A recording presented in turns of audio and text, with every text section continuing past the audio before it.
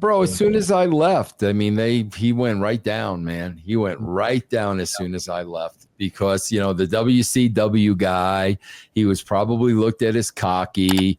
They were probably comparing him to Shawn. There's a million reasons why they probably knocked him off his perch. Let's talk about Chris Jericho. He addressed the please retire chants that he receives on AEW television throughout a conversation with Chris Van Vliet. He said, it's one of those things when they were really at their peak. Of course, I'm always thinking, okay, I can make a t-shirt out of that. I can make a whole angle out of this. But it kind of went away. They kind of stopped. Plus, I was really good at being able to shut people down. Like, New York, please retire. I take the mic and say, I know why you want me to retire, because you want me to go pitch the New York Yankees so that they could possibly win a World Series. But that's not going to happen. Boo. And then they stop. It's something that Seinfeld said years ago, or any great stand-up comedian. I've got the mic. You can't heckle somebody when the guy has the louder voice. So, yeah, the please retire was a good one. That was fun. He also said, no, I don't take it personally. Nobody who really knows me says that stuff. And probably if I saw them on the street, they probably say hi. Whenever I do a convention or something like that, my lines are down the street. That's not from an egotistical standpoint, but I've been doing this a long time. And a lot of people have great memories from the different eras that I've been in. Vince Russo was someone who was very instrumental in the WWE signing and success, at least early on, of Chris Jericho.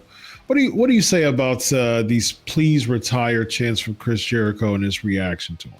Yeah, I mean, Chris is a pro through and through. That crap ain't gonna bother him. But again, bro, it's the environment, and we talk about all the time, Chris, we've allowed the tail to wag the dog. And that's the way it is, man. You used to own that crowd and have them right here, and they would do whatever you wanted them to do. I mean, we saw what happened with Charlotte a couple of weeks ago on freaking SmackDown. That's ridiculous. Bro, that's ridiculous. You got a pro, I don't care who it is, you got a pro in the ring trying to do a job, and we're just going to carry on like freaking idiots.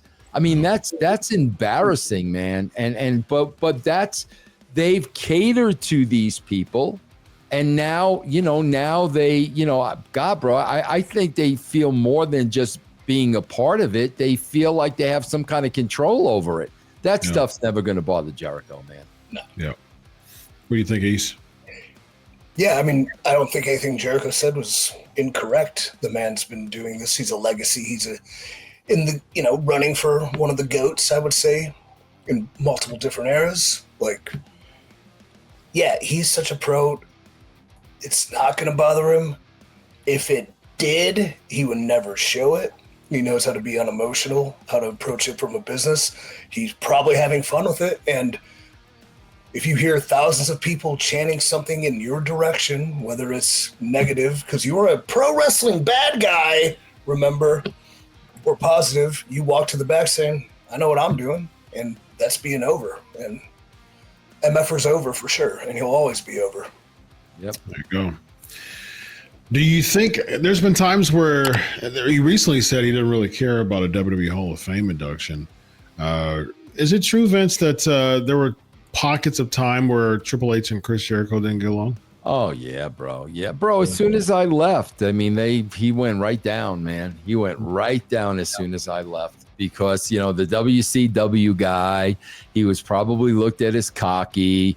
They were probably comparing him to Shawn. There's a million reasons why they probably knocked him off his perch. It was more cutthroat then, too, right? Were you there when they did the Raw, where they had the match at the 10 o'clock hour, where Jericho had the fast count from Earl, but he had the title, and then they came back from commercial, and we're like, you weren't okay, because I was like, he had to relinquish the title the same night. Yeah, and then, but it's not a bad thing to have a little bit of competitive, even animosity. Maybe how you play that game and how it was played, I don't know. But go back in time, watch, was it Fully Loaded, Jericho and Triple H in that last man standing match.